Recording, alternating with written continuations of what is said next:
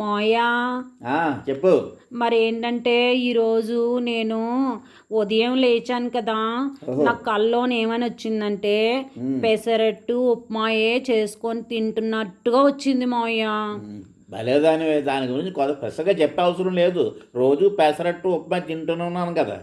అలా కాదు మాయ, మనం రోజు చేసుకునేది వేరు, కలలో చేసుకుని తినేది వేరు. నా కలలో చేసుకొని తిన్నట్టుగానే వచ్చింది కాబట్టి నాకు ఈరోజు పెసరట్టు చేసుకోవాలా లేదా తీసుకొని వస్తావా అనేది నువ్వు ఆలోచించి నాకు చెప్పాలి మాయా. అది పెద్ద బంగారం ఏంటే, తప్పకుండా తీసుకొస్తాను.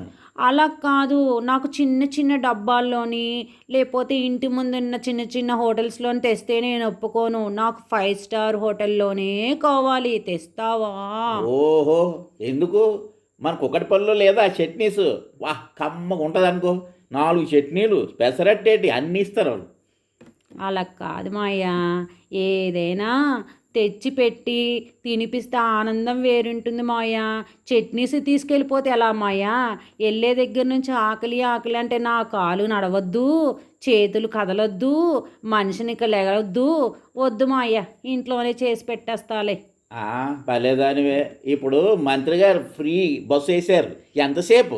10 నిమిషాల్లో వెళ్ళి రావచ్చు. కుక్కటపల్లే కదా. అలాగంటావా? మరి అంతే. సరే మాయా, సరే